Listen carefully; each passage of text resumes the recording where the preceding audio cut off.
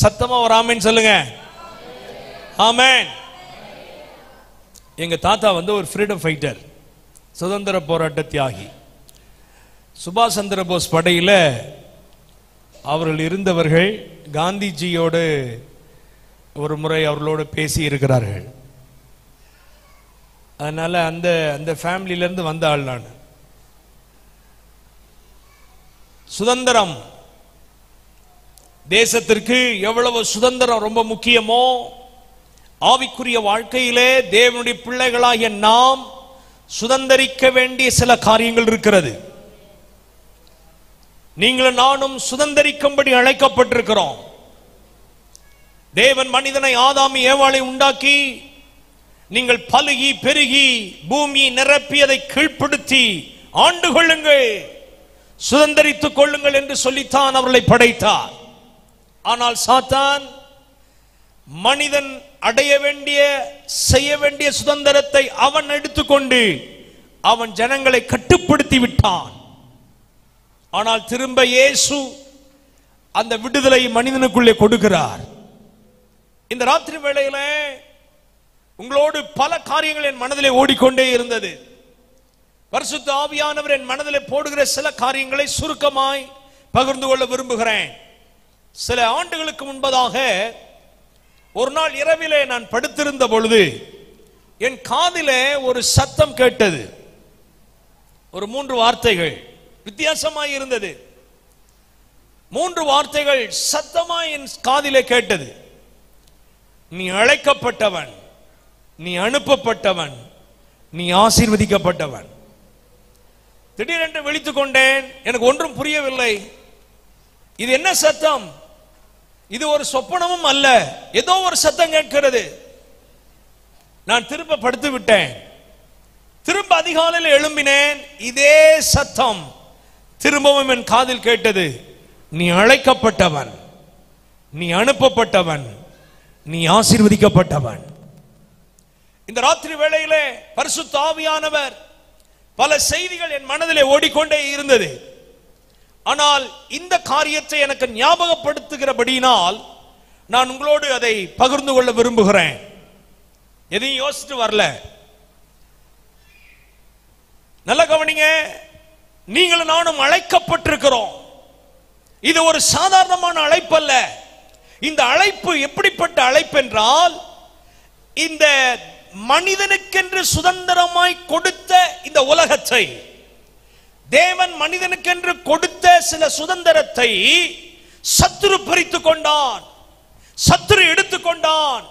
அவனிடத்திலிருந்து திரும்ப பெற்றுக் கொள்ளத்தான் தேவன் இந்த நாட்களிலே நம்மை அழைத்திருக்கிறார்.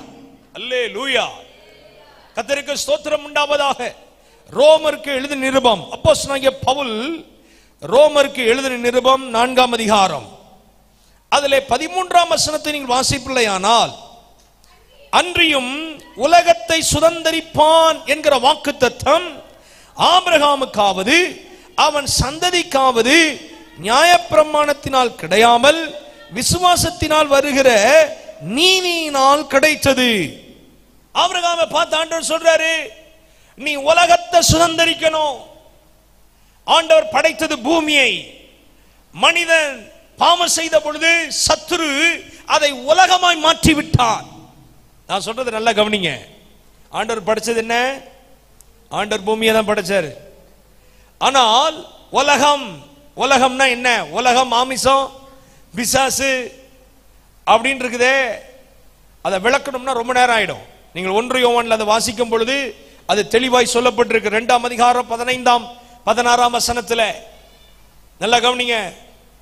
தேவன் மனிதனுக்கு கொடுத்த சுதந்திரத்தை சாத்தான் எடுத்துக்கொண்டபடியினால் அது அவன் பாவம் செய்த பொழுது விட்டு விட்டான். சாத்தான் தான் பறிச்சுக்கிட்டான். ஆண்டு கொள்வாய்னு சொன்னார். நீ எதை சொன்னாலும் நடக்கும்பான்னு சொன்னாரு. நீ ஒரு வார்த்தை பேசு. இப்போ ஒரு கேள்வி கேட்கிறேன் உங்கள்கிட்ட. ஆதாம் ஏவாளை ஆண்டவர் வச்சது ஒரு தோட்டத்துக்குள்ள. எதுல வச்சாரு?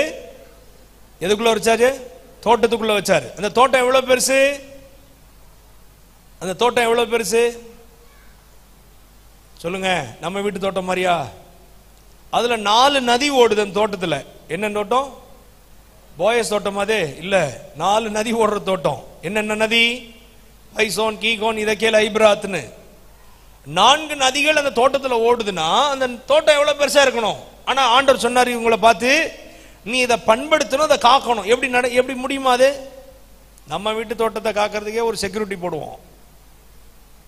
நம்ம வீட்டை பார்க்கறதுக்குன்னே 4 நதி ஓடுற தோட்டத்தை இவங்க பண்படுத்தணுமா காக்கணுமா? இது எப்படி முடியும்? பண்படுத்தணும்னா என்ன?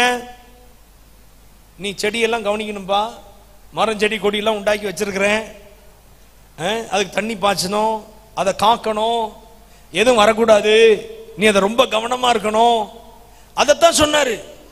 ஏன்னா நீ சுதந்திரிக்கும்படி அழைக்கப்பட்டவன், நீ ஆண்டு கொள்ளும்படி அழைக்கப்பட்டவன். எதையும் விட்டுறாத, உனக்குள்ளதை நீ பற்றி கொண்டிரு, உனக்குள்ள சுதந்திரத்தை விட்டுறாத, உனக்குள்ள ஆசீர்வாதத்தை விட்டுறாத, உனக்குள் இருக்கிற தெய்வீகத்தை விட்டுறாத, உனக்குள்ள இருக்கிற ஆவிக்குரிய தன்மையை விட்டுறாத. நீ காக்கணும், நீ அதை வேலையடைக்கணும், நீ அதை பண்படுத்தணும். 4 நதி ஓடுற தோட்டத்தை ஒரு ஆள் செய்ய முடியுமா? சொன்னவர் ஏதாவது மண்வெட்டி ஏதாவது கடப்பார் ஏதாவது கொடுத்தாரா? சொல்லுங்க, யோசிச்சு பார்த்தீங்களா என்னைக்காவது? ஆதியாமா இப்போ ஜனவரி மாதம் 1ஆம் தேதி வாசிக்கிறது பாஸ்டர், இப்போ ஆகஸ்ட் மாதம் வந்துருச்சு, அதை பற்றிலாம் பேசக்கூடாதுன்றீங்களா? காக்க சொன்னவர் ஏதாவது கொடுத்தாரா கையில? அப்ப எப்படி காக்க முடியும்? எப்படி தண்ணி பாய்ச்ச முடியும்? எப்படி மரஞ்செடி கொடியில காரியத்தை செய்ய முடியும்? தோட்டத்தை பண்படுத்தணும், சொல்லுங்க, காக்கணும். அவன் ரெண்டுமே செய்யல. எப்படி பண்படுத்த முடியும் சொன்னார்னா, எப்படி வார்த்தையினால ஆண்டவர் எல்லாவற்றையும் உண்டாக்கினாரோ அதே வார்த்தையின் வல்லமை ஆதாமுக்கு கொடுத்திருந்தார். ஆதாம் எப்படி படைக்கப்பட்டான்? தேவ சாயலாக, அவரது ரூபத்தின்படி, அவருடைய தன்மையின்படி மனிதன் படைக்கப்பட்டவன்.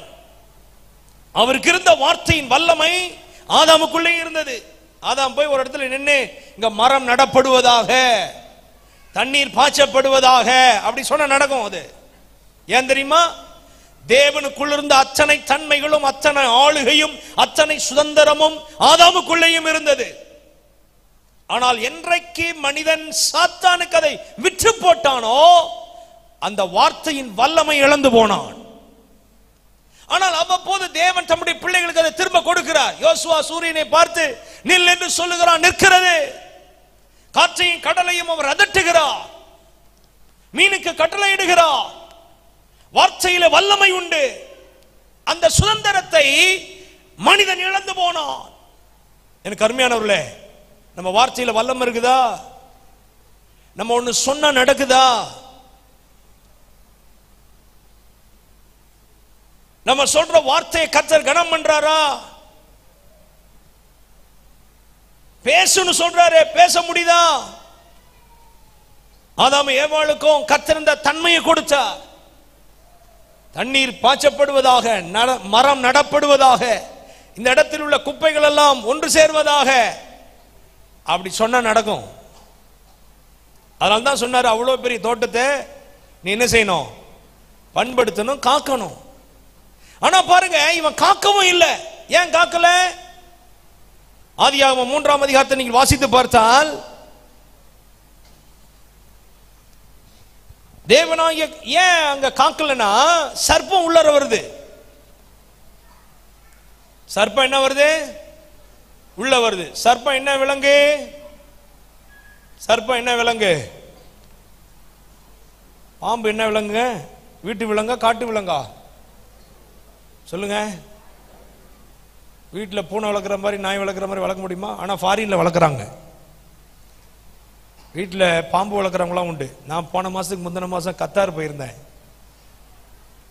அபுதாபி போயிருந்தேன். அங்கே புலி வளர்க்குறாங்க வீட்டுக்குள்ளார, சிறுத்தை வளர்க்குறான்.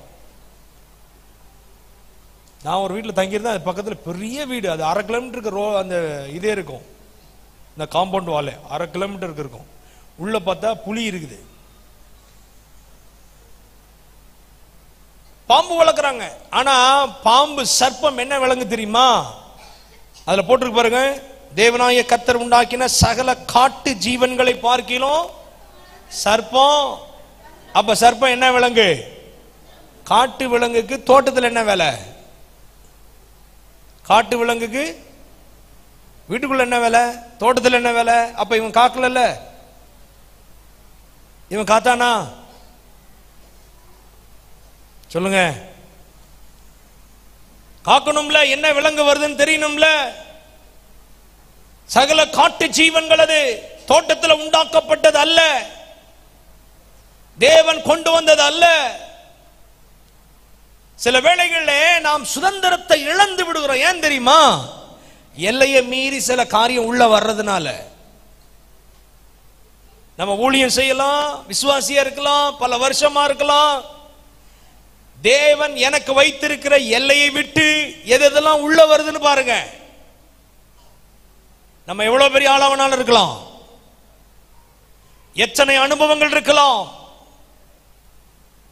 எத்தனை ஞானம் இருக்கலாம், ஆனால் தேவன் எனக்கென்று வைத்திருக்கிற எல்லையை விட்டு எதெல்லாம் உள்ள வந்திருக்குன்னு யோசிச்சு பாருங்க.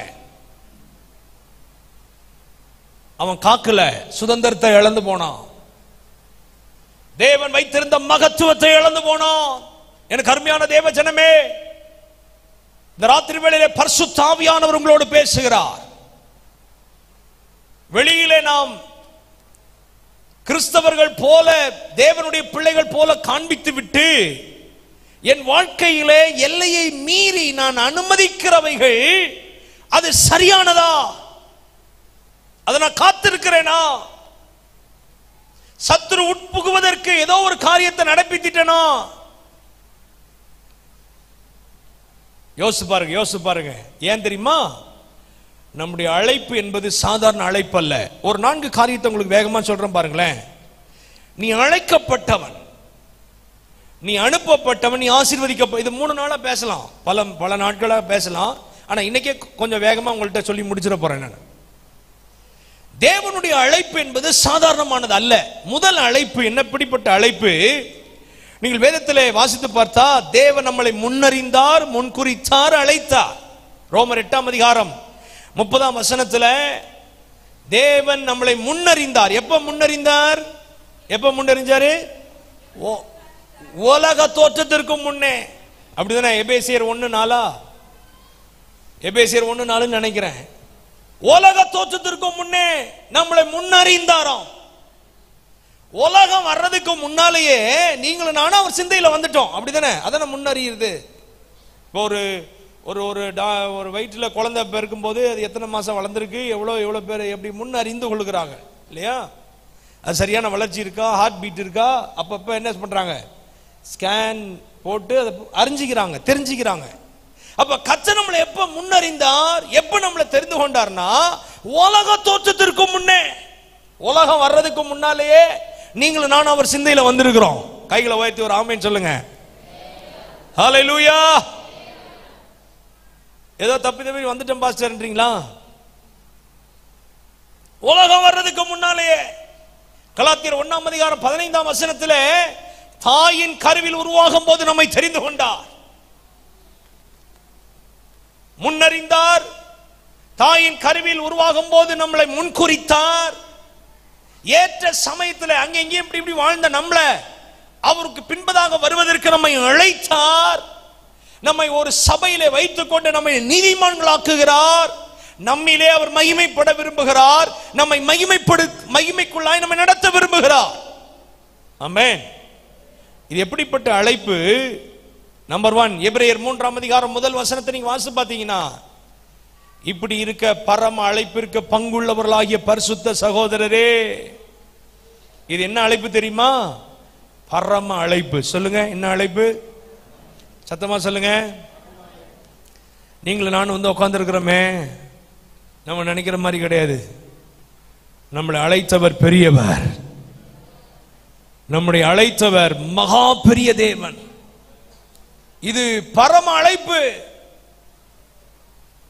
பரம அழைப்பு, உன்னத அழைப்பு. இந்த அழைப்பை தேவன் நமக்கு கொடுத்திருக்கிறார். உலக தோற்றத்திற்கு முன்னே நம்மை முன்னறிந்தவர், தாயின் கருவில் உருவாகும் போது நம்மளை முன்குறித்தவர். இது சாதாரண அழைப்பு அல்ல, இது பரம அழைப்பு.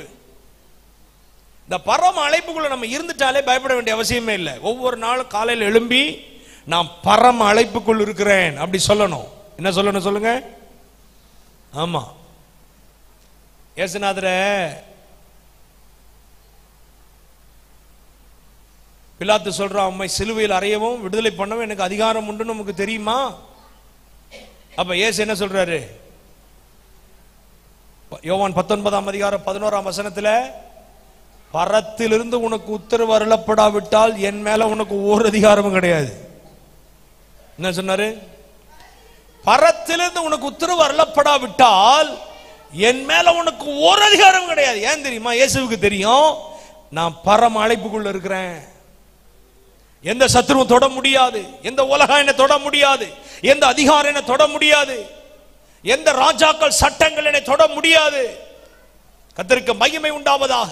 இது பரம அழைப்பு. இரண்டாவது நீங்க பாத்தீங்கன்னா, இது வேதத்தை நீங்க வாசிக்கிறோம், பிலிப்பியர் 3:14 கிறிஸ்து இயேசுவுக்குள் தேவன் அழைத்த பரம அழைப்பு. தேவன் நம்மளை அழைச்சார். அந்த தேவன் எப்படிப்பட்டவர் தெரியுமா? அவர் பெரிய தேவன். இது பரமனின் அழைப்பு. முதல்ல பரம அழைப்பு, இரண்டாவது இது பரமனின் அழைப்பு. அவர் சாதாரணமான தேவன் அல்ல. நம்ம நினைக்கிறது போல அவர் தேவன் அல்ல. நம்ம ஏதோ ஒன்று நினைச்சிட்டு இருப்போம். நம்ம ஏன்னா பரம்பரையா வரமா, எங்க தாத்தா வந்து உபதேசியா இருங்கன்னு சொல்லுவோம், இல்லாட்ட எங்க தாத்தா ஒரு பாஸ்டர்னுவோம், அல்லது எங்க அப்பா ஒரு ஊழியக்காரனுவோம். நம்ம அப்படியே வந்துகிட்டே இருப்போம். அதனால நம்மளுக்கு அவருடைய மேன்மை என்னன்னு சரியா தெரியாது நிறைய பேருக்கு. அந்த தேவன் யார்? ஒரு முறை ஒரு புத்தகத்தில் நான் வாசிட்டு இருந்தேன், சிலர் சொல்லி நான் கேட்டிருக்கேன். நான் தேவன் யார், நாம் யார் அப்படி நம்ம யோசிக்கும் பொழுதே நமக்கு தேவனுக்கு கொடுக்க வேண்டிய பயத்தை கொடுக்கிறதுக்கு ஓரளவு தெரிஞ்சு கொள்ளலாம். இப்ப நான் இப்படி ஒரு கணக்கு சொல்றேன் பாருங்க.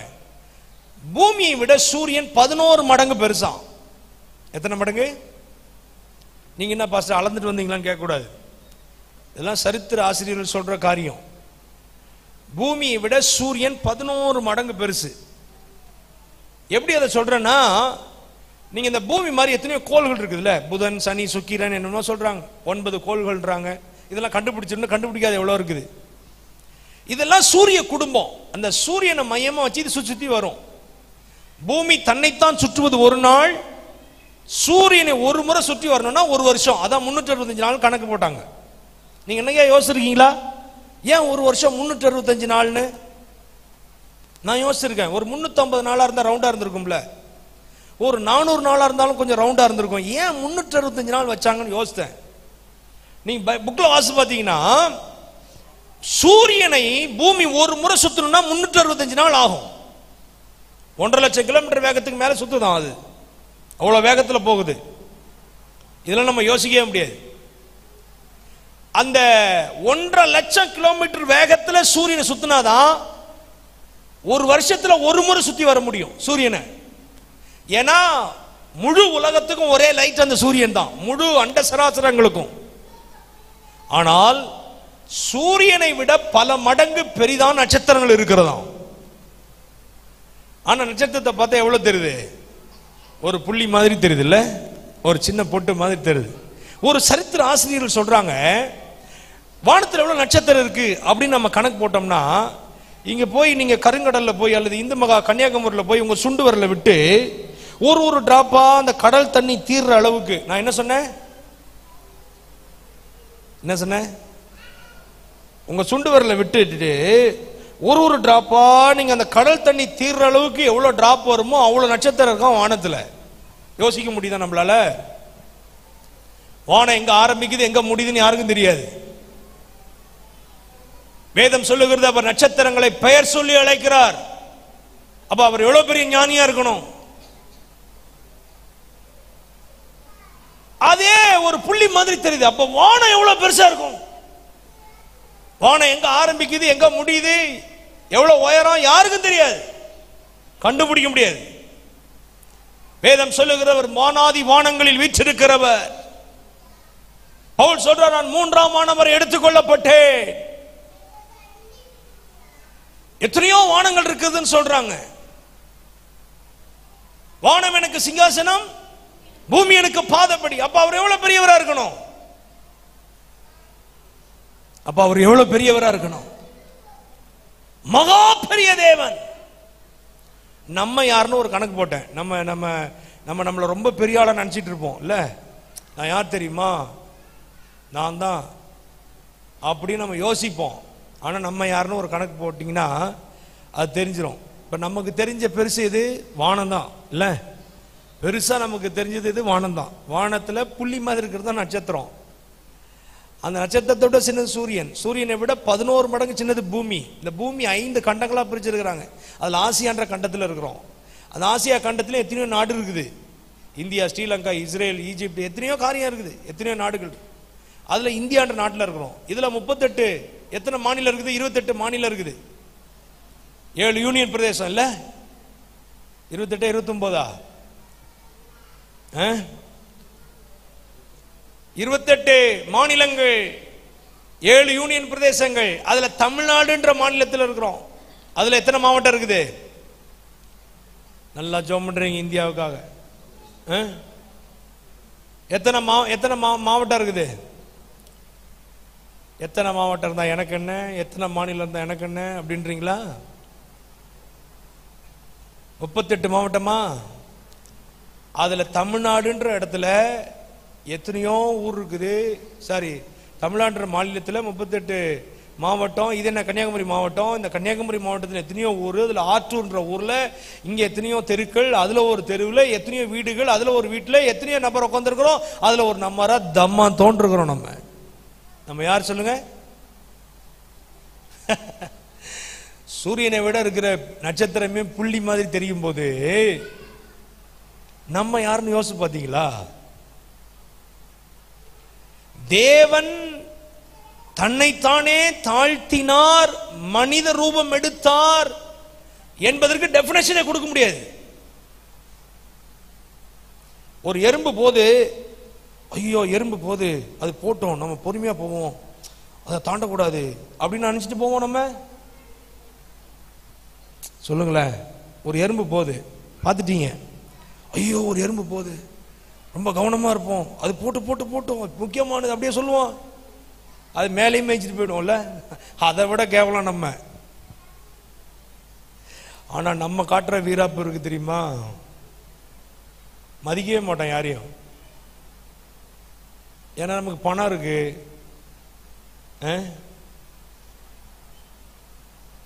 எப்படி ஆண்டவருக்கே சல்யூட் அடிச்சுட்டு போயிட்டு இருப்போம், ஹாய் அப்படின்ட்டு போயிடுவோம். எப்படி அந்த மாதிரி காலம் போயிடுச்சு.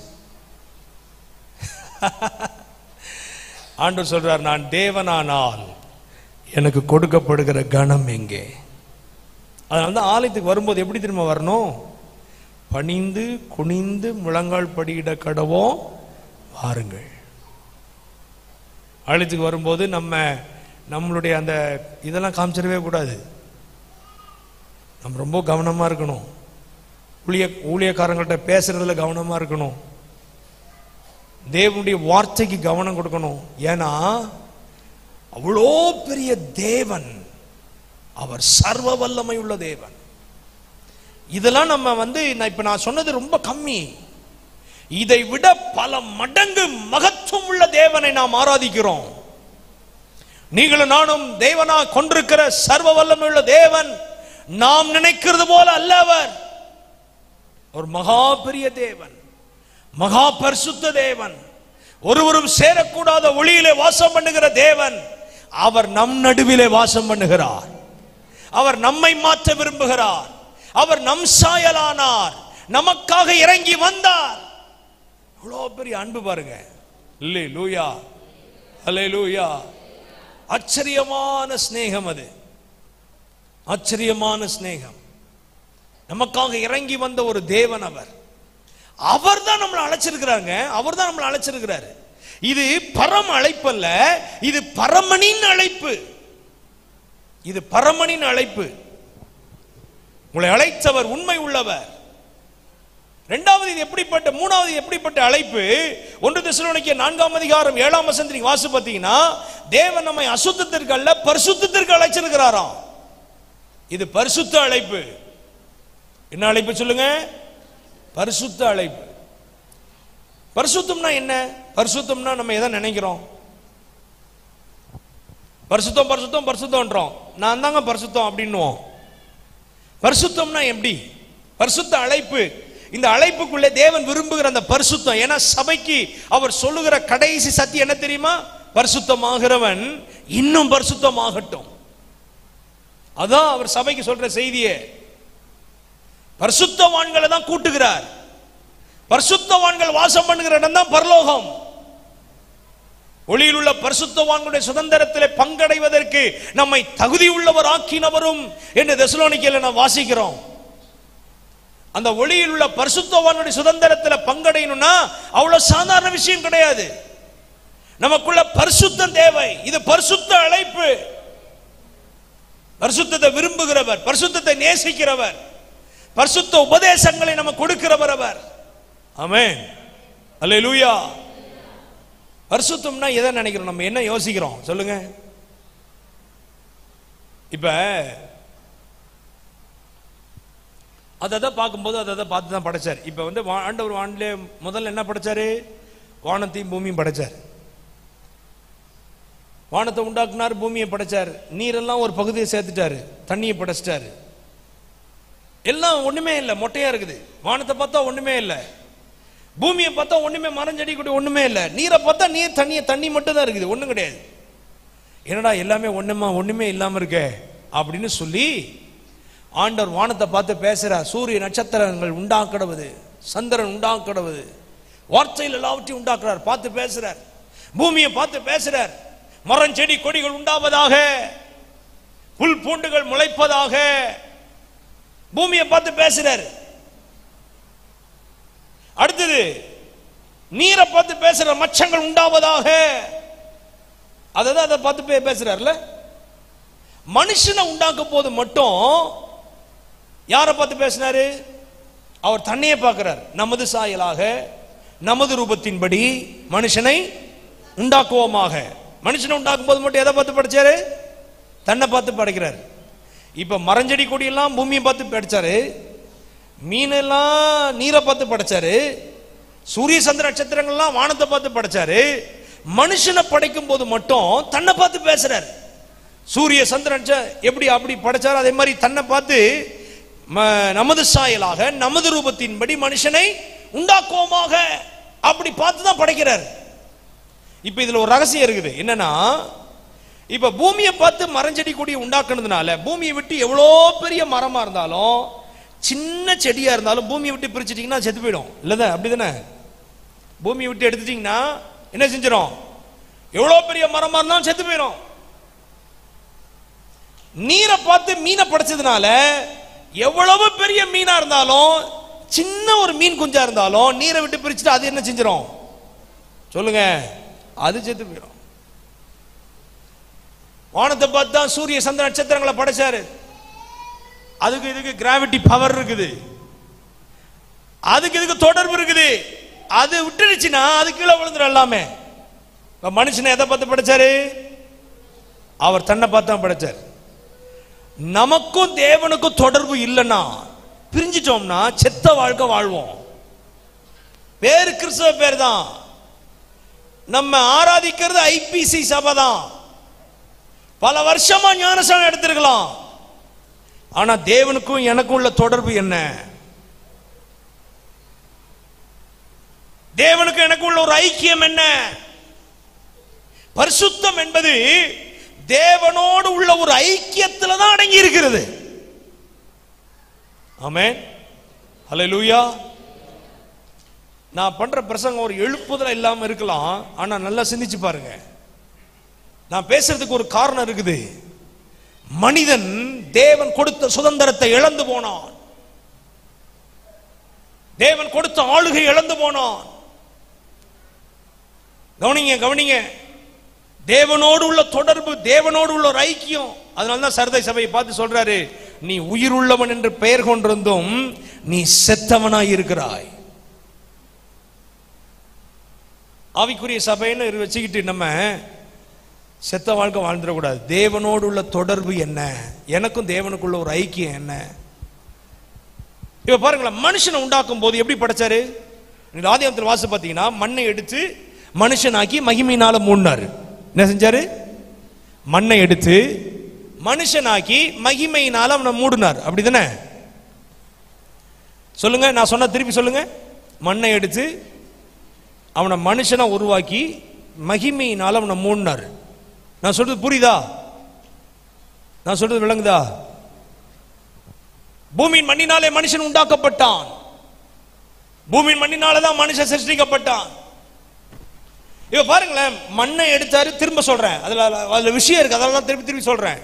மண்ணை எடுத்து அவனை மனுஷனா உருவாக்கி அவனை மகிமையினால மூடினார். எல்லாரும் பாவம் செய்து தேவ மகிமை இழந்து போனார்கள். என்ன செஞ்சாங்க சொல்லுங்க?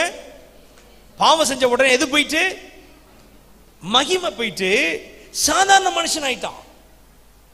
மனுஷன் எப்படி வந்தான்? மண்ணில இருந்து வந்தான். மண்ணை எடுத்து மனுஷனாக்கி மகிமையினால் மூடினாரு. நிர்வாணம் என்னன்னு தெரியாது, பாவனம் என்னன்னு தெரியாது. ஆனால் பாவம் செய்த உடனே தேவ மகிமை போயிட்ட உடனே நிர்வாணின்னு உணர்றாங்க, போய் ஒளிந்து கொள்ளுகிறாங்க. எதனால வந்துச்சு? அதனால்தான் பவுல் எழுதுறாரு, அக்கிரமங்களினாலும் பாவங்களினாலும் மரித்த உங்களை என்ன செய்கிறார்? உயிர்ப்பித்தார். அக்கிரமம் என்ன, பாவம் என்ன? முதல்ல பாவம் வந்துச்சா அக்கிரமம் வந்துச்சா? முதல்ல பாவம் வந்துச்சா அக்கிரமம் வந்துச்சா? பாவம் இல்ல, பாவமா இருக்கு. அக்கிரமம் என்ன, பாவம் என்ன? இது தெரிஞ்சா நம்மளுக்கு தெரிஞ்சிடும். அக்கிரமம். அதனாலதான் பவுல் தெளிவா எழுதுறாரு பாருங்க. அவர் முதல்ல எதை திரும்ப எழுதுறாரு? அக்கிரமங்களினாலும் பாவங்களினாலும் மரித்த உங்களை. நம்ம என்ன நினைச்சிட்டு இருப்போம்? பாவம் தான் முதல்ல வந்துச்சுன்னு. அக்கிரமம் என்ன, பாவம் என்ன? எதை செய்யணும்னு சொன்னாரோ அதை செய்யலனா அது அக்கிரமம். எதை செய்யக்கூடாதுன்னு சொன்னாரோ அதை செஞ்சா அது பாவம்.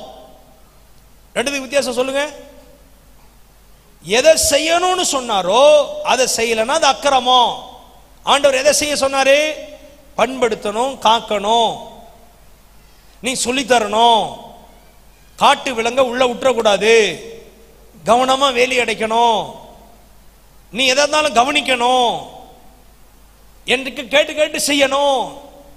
எதை செய்யணும்னு சொன்னாரோ ஆதாம்கிட்ட போய் கொடுத்துட்டா ஆதாம் என்ன செஞ்சிருக்கணும்? ஆண்டவரே இந்த மாதிரி வந்திருக்கு, நான் சாப்பிடலாமா? இது புதுசா இருக்குது, இதுவரை நான் சாப்பிட்டது இல்லையே, அப்படி கேட்டிருக்கணும்ல. எதை செய்யணும்னு சொன்னாரோ அது செய்யலனா அக்கிரமம். எதை செய்யக்கூடாதுன்னு சொன்னாரோ அதை செஞ்சா பாவம். நான் சொல்றது புரியுதா? அப்ப முதல்ல அக்கிரமம் வந்துச்சா பாவம் வந்துச்சா? என்ன எதுவும் சொல்ல மாட்டாங்க. முதல்ல வந்தது அக்கிரமம். இப்ப பிரசங்கம்லாம் வேற மாதிரி போயிட்டு அப்படியே கட்டாமுட்டான்னு அடிச்சு தூள் பரப்பி உனக்கு அதை கொட்டுவார் இதை கொட்டுவார்னா எல்லாரும் கை தட்டி ஆஹா ஓஹோன்ட்டு போயிடுவாங்க. அந்த மாதிரி இல்லை. இது நல்லா கவனிக்குது. இது கொஞ்சம் டீச்சிங் மாதிரி இருக்கும், ஆனா இது முக்கியமானது. இந்த அழைப்பு இருக்கு தெரியுமா? இந்த அழைப்பு இது பரிசுத்த அழைப்பு. மனிதன் மண் எடுத்து மனுஷனா மாற்றி அவனை மகிமையினால மூடினார். மனிதன் பாவம் செய்த அந்த மகிமை போன போது சாதாரண மனுஷன் ஆயிட்டான். அதனாலதான் இந்த மாம்சம் எப்படி வந்துச்சு? திருப்பி சொல்லுங்க. மனுஷன் எப்படி உண்டாக்கப்பட்டான்? மண்ணுனால. நீங்கள் கலாத்தியர் 5ஆம் அதிகாரத்தை நீங்க வாசி பார்த்தீங்கன்னா, கலாத்தியர் 5ஆம் அதிகாரம் 19ஆம் வசனத்தில் வாசி பாருங்க. மாம்சத்தின் கிரிகள் ஆவன. மாம்சம்னா என்ன? இந்த மனுஷன் தான், இந்த மண்ணு தான். இந்த மாம்சம் எதுல வந்துச்சு சொல்லுங்க? திருப்பி சொல்லுங்க. இந்த மாம்சம் எதுல வந்துச்சு? மண்ணில இருந்தா வந்துச்சு. மண்ணை எடுத்து மனுஷன் ஆக்குனாரு, மாம்சமாக்குனாரு. அப்ப மாம்சத்தின் கிரியைகள் ஆவன அப்படின்னு என்ன அர்த்தம்? மண்ணுக்குரிய சுபாவங்கள் ஆவன அப்படின்னு அர்த்தம். மாம்சத்தின் கிரியைகள்னா சொல்லுங்க. மண்ணுக்குரிய சுபாவம். சரி, இப்ப ஆதாம் ஏவாளு சர்ப்பம் 3 பேரையும் கூப்பிட்டு சாபம் விட்டார்ல. ஆதாமுக்கு என்ன சாபம் விட்டாரு? நீ வேர்வை சிந்தி தான் சாப்பிடணும்பா, இதுக்கு மேல நீ கஷ்டப்படாம சாப்பிட முடியாது. ஏவாளுக்கு என்ன சாபம் விட்டாரு? நீ கஷ்டத்தோடு தான் என்ன செய்யணும்? பிள்ளை பிறக்கணும், நீ வேதனை உனக்கு ரொம்ப அதிகமா இருக்கும் அப்படி சொல்லிட்டார். சர்ப்பத்தை கூப்பிட்டார். என்ன சொன்னாரு? சர்ப்பத்துக்கு என்ன சாபம் விட்டார் சொல்லுங்க? நீ மண்ணை தின்பா, வயிற்றினாலதான் என்ன செய்வா? நகர்ந்து போவாய். சரியா? சரி, என்னைக்காவது பாம்பு மண்ணை சாப்பிட்டு பார்த்துருக்கீங்களா? புத்துல போய் என்ன திரும்ப வைக்கிறான்? பாலையும் முட்டையும் வைக்கிறான்ல. அவன் ஒரு சட்டியில மண்ணெல்லாம் வைக்கணும்.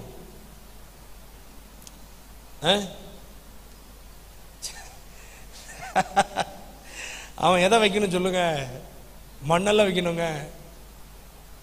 அப்ப அவன் எந்த மண்ணை சாப்பிடுறான்? அவன் எதை தின்றான்? சாத்தான். அப்படின்னா நான் சொன்னல, மண்ணை எடுத்துதான் மனுஷனை உண்டாக்குனார். ஆனா இந்த மகிமை இழந்து இந்த கலாத்தியர் 5:19 மண்ணுக்குரிய சுபாவம் மாம்சத்தின் கிரியைகள் ஆவன அப்படின்னு என்ன அர்த்தம்? மண்ணுக்குரிய சுபாவங்கள் ஆவன அப்படின்னு அர்த்தம். மண்ணுக்குரிய சுபாவம் என்ன? விபச்சாரம், வேசித்தனம், அசுத்தம், காம விகாரம், விக்கிரகாராதனை, பில்லி சூனியம், பகைகள், விரோதங்கள், வைராக்கியம், கோபங்கள், சண்டைகள், பிரிவினைகள், மார்க்கபேதங்கள், பொறாமைகள், கொலைகள், வெறிகள், களியாட்டுகள், 17 காரியம் வேக வேகமா அதுல சொல்லப்பட்டிருக்கு.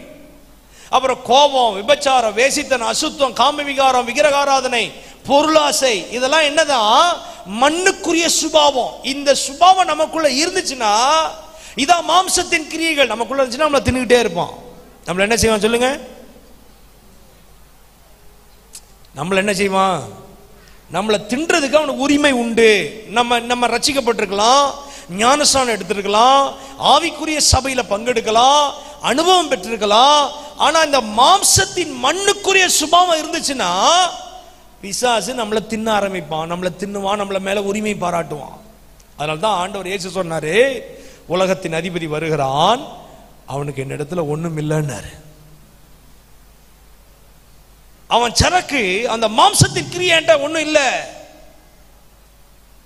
இன்னைக்கு எவ்வளவு பொறாம தெரியுமா? ஏன் உலகத்தை சுதந்திரிக்க முடியல? ஏன் சாத்தாட்டை விட்டுட்டான்? ஏன் இன்னும் நமக்குள்ள ஒரு சுதந்திரம் வரல? ஏன் சாத்தானை மேற்கொள்ள முடியல? அவனுடைய கிரியைகளை மேற்கொள்ள முடியலையே. ஏன் தெரியுமா? இந்த மண்ணுக்குரிய காரியம் இருக்குது. பொறாம, விபச்சாரம், வேசித்தனம், அசுத்தம், காம விகாரம், விக்கிரகாராதனை, பொருளாசை, பகைகள், கொலைகள், வெறிகள். நான் சொல்றது அவிசுவாசிக்கு மாத்திரமல்ல, விசுவாசிக்கு சொல்றேன். பகை. அப்ப நம்மளை சாப்பிடாம என்ன பண்ணுவான்? இது எப்படி பரிசுத்த அழைப்பு? இது நமக்குள்ள அந்த பரிசுத்த காரியம் இருக்குதா? நமக்குள்ள பரிசுத்தத்தின் மேல் பரிசுத்தம் அடைகிறோமா? இது என்ன அழைப்பு? பரிசுத்த அழைப்பு, சாதாரண அழைப்பு அல்ல. இந்த பரிசுத்த அழைப்புக்குள்ள கர்த்தர் நம்மளை வச்சிருக்கிறார். அடுத்த அழைப்பு என்ன அழைப்பு தெரியுமா? 1 தீமோத்தேயு 6:12 இது பரலோக அழைப்பு. விசுவாசத்திலே நல்ல போராட்டத்தை போராடு, நித்திய ஜீவனை பற்றிக்கொள், அதற்காகவே நீ அழைக்கப்பட்டாய். நித்திய ஜீவனை பற்றிக்கொள். நித்திய ஜீவன் தான் பரலோக அழைப்பு, சாதாரண அழைப்பு அல்ல. தேவன் நம்ம கொடுத்துக்கிற அழைப்பு முதல்ல பரம அழைப்பு, இரண்டாவது பரமனின் அழைப்பு, மூன்றாவது பரிசுத்த அழைப்பு, நான்காவது பரலோக அழைப்பு. இது பரலோகத்திற்கு நேராய் ஓடுகிற ஒரு ஓட்டம். நம்ம எதுக்காக கிறிஸ்தவர்களானோம்? எதுக்கு தேவனுடைய பிள்ளைகளா மாறணும்? எதுக்கு சபை? நமக்கு ஒரு லக்கு இருக்குது, நமக்கு ஒரு கோல் இருக்குது. நாமும் பரலோகத்துக்கு போனோம், நம்மோடு இருக்கிறவர்களையும் பரலோகத்துக்கு இழுத்துட்டு போனோம். நாமும் ஆயத்தமாகணும், பிறரை என்ன செய்யணும்? ஆயத்தப்படுத்தணும். இது பரலோகத்தை நோக்கி ஓடுகிற ஓட்டம், கிறிஸ்து இயேசுவை நோக்கி ஓடுகிற ஓட்டம். ஏதோ நான் வந்தாதான் நல்லா இருக்கு பாஸ்டர், ஏதோ இயேசு ஏற்றுக்கிட்டேன், எங்க அப்பா அம்மா கிறிஸ்தவங்க அப்படின்றது இல்ல. இது எதுக்கு நேரா போற ஓட்டம்? பரலோகத்துக்கு நேரா ஓடுற ஓட்டம். இப்ப நம்ம இங்க இருந்து சென்னைக்கு போறோம்னு வச்சுக்கோங்க, எந்த பஸ்ல ஏறி உட்காருவோம்? போர்டை பார்ப்போம். எத்தனையோ பஸ் வரும். எந்த பஸ்ல சென்னைன்னு போட்டிருக்கோ அதுல தான் ஏறி உட்காருவோம். ஏன்னா எங்க போய் அது சேருதுன்றத அறிஞ்சுதான் நம்ம அதுல ஏறி உட்காருறோம்ல. இன்னைக்கு நிறைய கிறிஸ்தவங்க அப்படி கிடையாது, தெரியுமா உங்களுக்கு? எங்க போய் சேர்றோன்ற அந்த இதுல உட்கார்றது இல்ல. இங்க இங்க இங்க இங்க போகணுமேன்ற எண்ணம் கிடையாது. நம்ம இங்க ஏதாவது கிடைக்குமா, இங்க ஏதாவது ஆசீர்வாதம் கிடைக்குமா, இங்க ஏதாவது அது சம்பாதிக்கலாமா, இங்க ஆண்டவர் வந்தா நம்மளுக்கு கடன் பிரச்சனை போகுமா, இதையே தேடிட்டு தான் ஓடிட்டு இருப்போம். நம்ம நம்ம லக்கு என்ன, எதை நோக்கி உட்கார்றோம், எங்க போறோம், பரலோகத்தை நோக்கி எப்படி செயல்படுறோம், அது நமக்கு இல்ல. யோசிச்சு பாருங்க, நித்திய ஜீவனை நோக்கி நம்முடைய ஓட்டம் இருக்குதா? நம்முடைய சிந்தை எதை நோக்கி இருக்கிறது? நம்முடைய தாகம் எதை நோக்கி? ஜனங்கள் எதை நோக்கி? நம்ம ஓட்டமே பரலோகத்தை நோக்கி போனுச்சுனாலே நம்ம தேசத்துக்காக ஜபிக்காம இருக்கவே மாட்டோம், ஜனங்களுக்காக கதறாம இருக்கவே மாட்டோம்.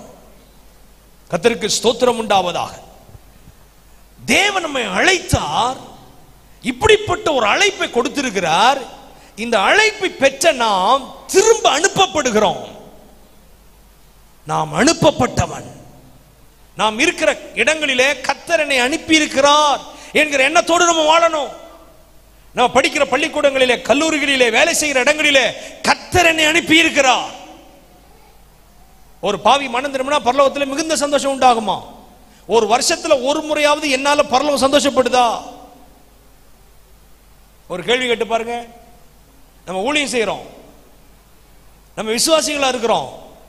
ஒரு பாவி மனம் திரும்பினா பரலோகத்தில் பெரிய சந்தோஷம் உண்டாகும். ஒரு வருஷத்துல ஒரு முறையாவது ஒரு பாவியை மனம் திரும்ப வச்சு பரலோகத்தை சந்தோஷப்படுத்துறேனா?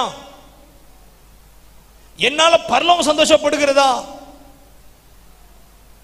உண்மை உத்தமுள்ள ஊழியர்களே, எஜமானுடைய சந்தோஷத்திற்குள்ளே பிரவேசிங்கள் சொல்லுவாரு. யார் சந்தோஷமா பிரவேசிக்க முடியும் தெரியுமா?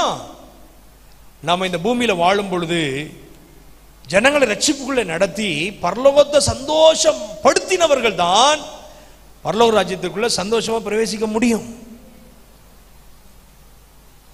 78 ஆண்டுகள் ஆகிறது இந்திய தேசம் சுதந்திரம் அடைஞ்சு.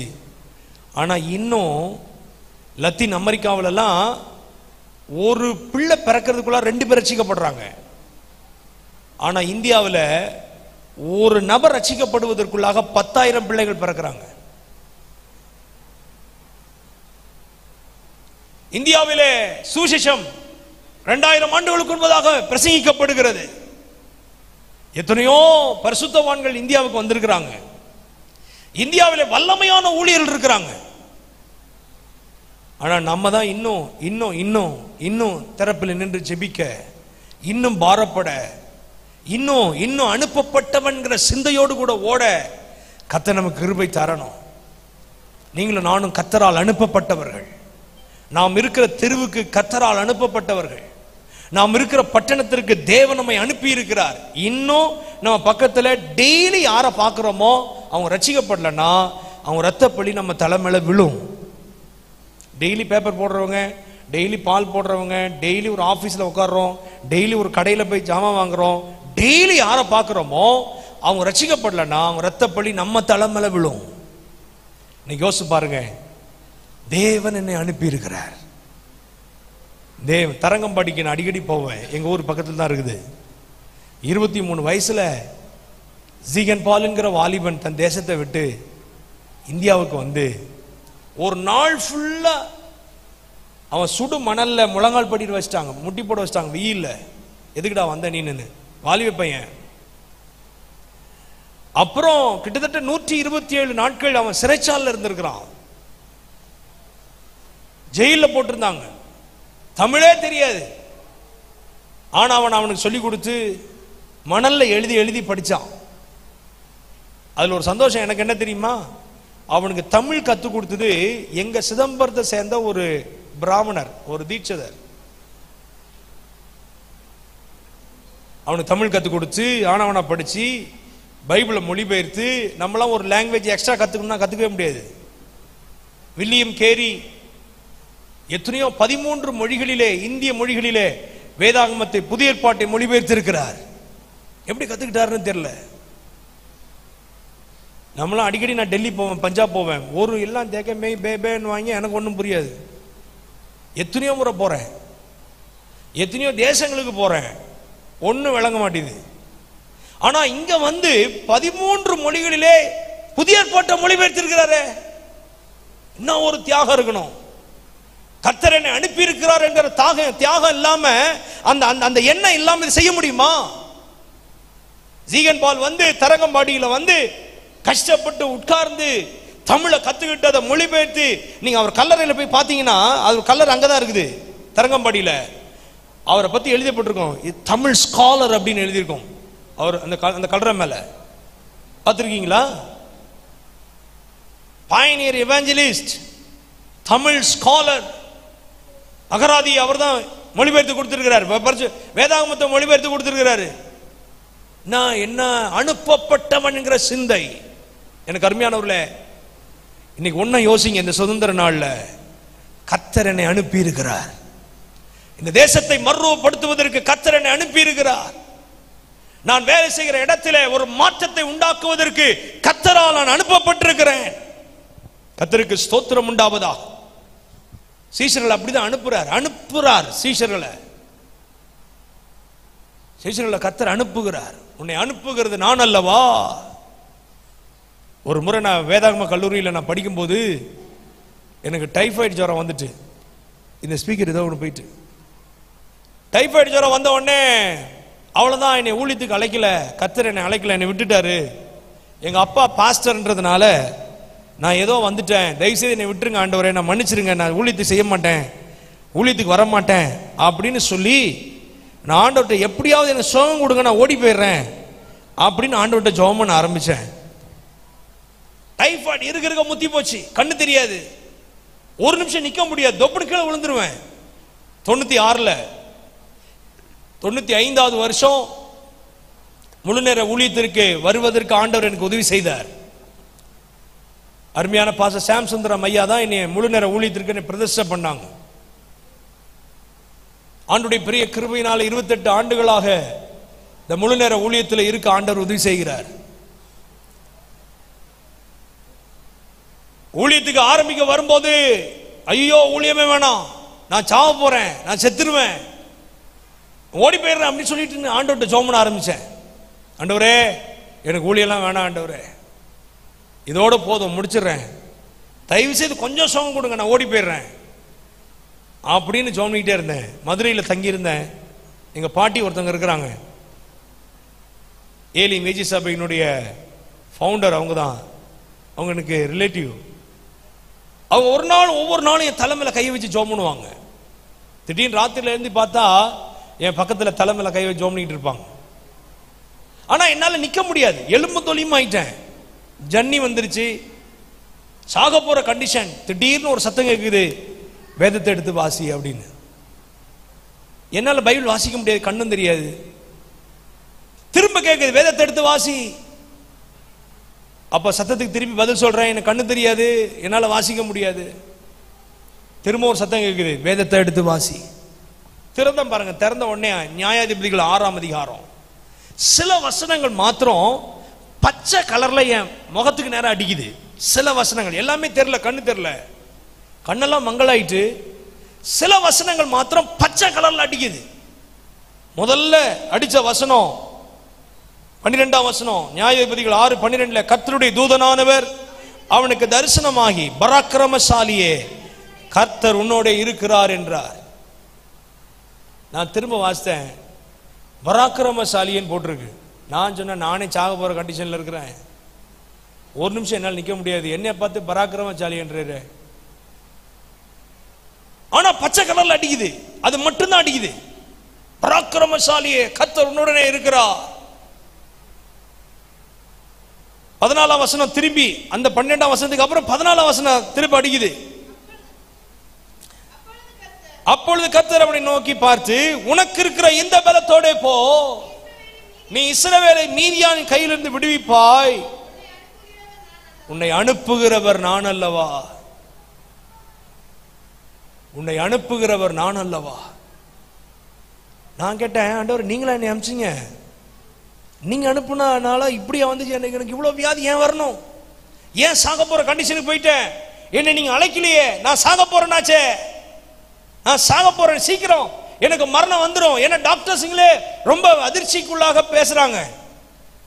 இவனுக்கு ஃபுல்லா அந்த ஸ்டாமினாவே இல்லை, நோய் எதிர்ப்பு சக்தியே இல்லையே, நான் சாக போற கண்டிஷன்ல இருக்கிறேன். திருப்பி ஒரு வசனம் அடிக்குது பாருங்க, 23ஆம் வசனம் பளிச்சுன்னு அடிக்குது பச்சை கலர்ல. அதற்கு கர்த்தர், உனக்கு சமாதானம், பயப்படாதே, நீ சாவதில்லை என்று சொன்னார்.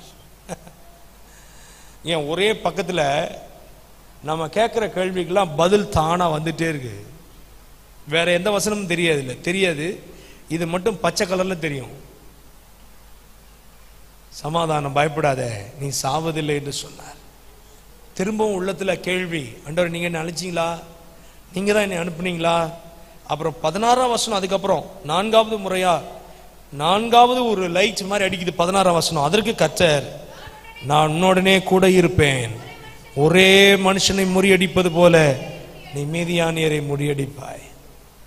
எனக்கு ஒண்ணு தெரியும், நான் எந்த இடத்துக்கு போனாலும் ஆண்டவருடைய கிருபையினாலே எத்தனையோ இடங்களுக்கு, எத்தனையோ மாநிலங்கள், எத்தனையோ தேசங்களுக்கு போக ஆண்டவர் உதவி செஞ்சார். ஆனா ஒண்ணுதான் என் மனசுல, என்னன்னா, உன்னை அனுப்புகிறவர் நான் அல்லவா. எனக்கு நல்லா தெரியும், இந்த இடத்துல நிற்கும் போது என்னை அனுப்பினது கர்த்தர். அந்த தைரியத்தில் தான் வந்து நிற்கிறேன். நீங்களும் நானும் தேவனால் அனுப்பப்பட்டவர்கள். நாம் இருக்கிற இடங்களிலே தேவனால் அனுப்பப்பட்டவர்கள். அந்த எண்ணம் நமக்கு தேவை. கர்த்தர் நம்மை அனுப்பி இருக்கிறார். பரலோக அழைப்போடு கர்த்தர் நம்மை அனுப்பி இருக்கிறார். அதனால்தான் சொன்னார், உன்னை நான் அனுப்பினவனை ஏற்றுக்கொள்கிறவன் என்னை ஏற்றுக்கொள்ளுகிறான். அவர் பாருங்களேன், அந்த அனுப்பப்பட்டவனோடு தன்னை இணைச்சுக்கிறார் பாருங்க. என்ன சொல்றாரு? யோவான் 13ஆம் அதிகாரம் 20ஆம் வசனத்துல, நான் அனுப்புகிறவனை ஏற்றுக்கொள்கிறவன் என்னை ஏற்றுக்கொள்ளுகிறான். அப்ப என்ன அர்த்தம்? நான் அவனும் ஒண்ணுன்றாரு. நீங்கள் நானும் தேவனால் அனுப்பப்பட்டவர்களாக எண்ணுவோமானால், ஒன்றான மெய்தேவனாகிய உம்மையும் நீர் அனுப்பினவராகிய இயேசு கிறிஸ்துவை அறிவதே நித்திய ஜீவன் சொல்லப்பட்டிருக்க. இயேசு எப்படி பிதா அனுப்பினாரோ அதை போல நம்மை அனுப்புகிறார். அப்படி அனுப்பப்பட்டவர்களை ஏற்றுக்கொள்கிறவர்கள் என்னை ஏற்றுக்கொள்கிறார்கள். எப்படி தன்னை இணைச்சுக்கிறார் பாருங்க. அதனால ஒன்று நம்ம மனசுல இருக்கணும், நான் எந்த இடத்துக்கு போனாலும் கர்த்தர் என்னை அனுப்பி இருக்கிறார். இந்த கல்லூரிக்கு கர்த்தர் என்னை அனுப்பி இருக்கிறார். இந்த வேலை செய்கிற இடத்துல கர்த்தர் என்னை அனுப்பி இருக்கிறார். இந்த பட்டணத்திற்கு, இந்த கிராமத்திற்கு கர்த்தர் என்னை அனுப்பி இருக்கிறார். இந்த தேசத்திற்கு கர்த்தர் என்னை அனுப்பி இருக்கிறார். அல்லேலூயா, கர்த்தருக்கு ஸ்தோத்திரம் உண்டாவதாக. கர்த்தர் தான் என்னை அனுப்பி இருக்கிறார். அல்லேலூயா. இது கட்டளை. சுவிசேஷத்தை நாம் பிரசங்கிக்க வேண்டியது கட்டளை, இது கடமை, இது கடன், இது கடைசி காலம். பவுல் சொல்றார், என் தலையின் மேல் விழுந்த கடமை. சுவிசேஷத்தை நான் பிரசங்கியாதிருந்தால் எனக்கு ஐயோ. இது கடன். தேவன் நம்மை ரட்சித்ததற்கு நாம் என்ன செய்ய முடியும்? ரட்சிப்பின் பாத்திரத்தை எடுத்துக்கொண்டு அவருடைய நாமத்தை சொல்லணும். இது நம் மேல் விழுந்த கடன். இது கடைசி காலம். எல்லா மனுஷனும் மனம் திரும்பணும். 4 சொன்ன, என்ன சொல்லுங்க? கட்டளை, கடமை, கடன், கடைசி காலம். இது ஒரு கடைசி காலத்தில் நம்ம வாழ்றோம். வெறுங்கையா ஆண்டவர் இடத்துல போக முடியாது. வெறுங்கையா ஆண்டவரை நோக்கி பார்க்க முடியாது. ஆண்டவர்கிட்ட போகும்போது ஏதோ வந்துட்டேன் அப்படின்னு சொல்ல முடியாது. வெட்கி தலைகுனை வேண்டிய சூழ்நிலை வரும். நான் ஒரு நாள் ஒரு பாஸ்டர்ஸ் மீட்டிங்ல பேசிக்கிட்டு இருந்தேன். எங்க பாஸ்டர்ஸ்குள்ளார பேசிக்கிட்டு இருந்தேன். பரலோகத்துக்கு போன உடனே ஆண்டவர் என்ன செய்வார் அப்படின்னு. எல்லாரும் பரலோகத்துக்கு போறோம். வேதம் சொல்லுகிறது, அவனவனுடைய கிரியைகளின்படி அவன் அவனுக்கு நான் அளிக்கும் பலன். இங்க ஒரு காரியம் நடந்துச்சுன்னா நம்ம யாரையோ ஒரு பேரை சொல்லுவோம். இப்ப நான் இப்படி சொல்றேன், இப்ப எங்க சர்ச்சில் ஒரு காரியம் நடந்துச்சுன்னா யாரை சொல்லுவாங்க? என்னை தான் சொல்லுவாங்க. அல்லது எங்க அப்பா பாஸ்டர். எங்க சபை ஆண்டுடைய கிருபையினாலே 1982ஆம் வருஷம் சிதம்பரத்தில் முதல் பெந்தேகோஸ்து சபை ஆரம்பிக்கப்பட்டது. 365 கிராமங்கள் எங்கள் பட்டணத்தை சுற்றிலும் இருக்கிறது. 365 கிராமங்களில் சுவிசேஷம் அறிவிச்சிருக்கிறோம். எங்கள் சபைக்கு மாத்திரம் 167 கிராமங்களிலிருந்து விசுவாசிகள் வருகிறார்கள். எங்கள் சபையில 2800க்கும் மேற்பட்ட இந்துக்கள் ஞானஸ்நானம் எடுத்திருக்கிறாங்க. ஆண்டவராய் இயேசு கிறிஸ்துவை ஏற்றுக்கொண்டிருக்கிறாங்க. எங்கள் சபையின் மூலம் 67 முழு நேர ஊழியர்களை கர்த்தர் எழும்ப பண்ணி இருக்கிறார். இன்னைக்கு ஆண்டவருடைய பெரிய கிருபையினாலே முதல் பெந்தேகோஸ்து சபையை தகப்பனார் மூலம் கர்த்தர் ஏற்படுத்தி செஞ்சார். இன்றைக்கு 127 கிராமங்களிலே சபைகள் உண்டாகி இருக்கிறது. அல்லேலூயா. கர்த்தருக்கு ஸ்தோத்திரம் உண்டாவதாக, கர்த்தருக்கு மகிமை உண்டாவதாக. நல்லா கவனிங்க. நம்மளை கர்த்தர் அனுப்பி இருக்கிறார். நம்மளை கர்த்தர் அனுப்பி இருக்கிறார். நம்ம எந்த இடத்துக்கு போறோமோ அந்த இடத்துக்கு கர்த்தர் நம்மளை அனுப்பி இருக்கிறாரு. ஏனதானு வாழ்ந்துடக்கூடாது. இந்த லைஃப் ரொம்ப முக்கியம். பரலோகத்துக்கு போய் நிற்கும் போது தலை குனிஞ்சிடக்கூடாது. அவன் அவனுடைய கிரிகளின்படி அவன் அவனுக்கு நான் அளிக்கும் பலன் என்னோடு கூட வருகிறது. நான் ஒரு நாள் அந்த பாஸ்டர்ஸ் மீட்டிங்ல பேசினேன். ஒரு சர்ச்சு வளர்ந்துச்சுன்னா யாரை சொல்லுவாங்கன்னா அந்த பாஸ்டர் சொல்லுவாங்க. இங்க பாரு இது ஒரு சர்ச்சு எப்படி இருக்குன்னு. ஆனா பரலோகத்தில் அப்படி கிடையாது. பரலோகத்தில் அப்படி கிடையாது. பரலோகத்தில் அவரவருடைய கிரியைகளுக்கு ஏற்ற பலன் தான் அங்க கொடுக்கப்படும்.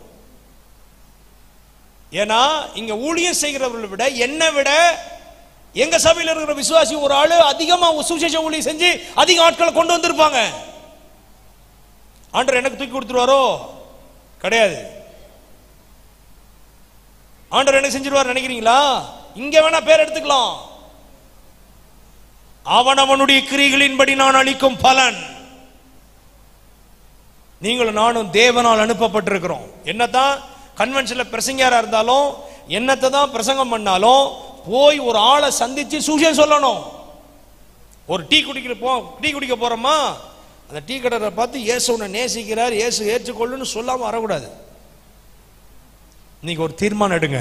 இந்த சுதந்திர நாள்ல யாரெல்லாம் நான் பார்க்கிறேனோ, நான் எங்க சபையில இப்ப பாருங்க, எனக்கு கிட்டத்தட்ட இப்ப ஒரு நவம்பர் மாசம் வரலும் எனக்கு ஒரு கேப்பும் இல்லை. எங்க சர்ச்சைக்கு போக முடியாது. எங்க சபைக்கு எங்க அப்பா நடத்திட்டு இருக்கிறதுனால நான் 4 மாசம் 5 மாசத்துக்கு ஒரு தான் போவேனே. ஒரு முறை எங்க சர்ச்சைக்கு போயிருக்கிறேன். ஒருத்தர் அன்னைக்கு தான் அந்த 1 மாசத்துக்கு முன்னாடி வந்திருக்காரு போட்டிருக்கு, எனக்கு தெரியாது. அவர் நல்ல பிலீவர். அவர் என்னைய பார்த்து சொல்றாரு, வாங்க பிரதர் நல்லா இருக்கீங்களா, தொடர்ந்து வாங்க, ஆண்டவர் உங்களை ஆசீர்வதிப்பார் என்னைய பார்த்து.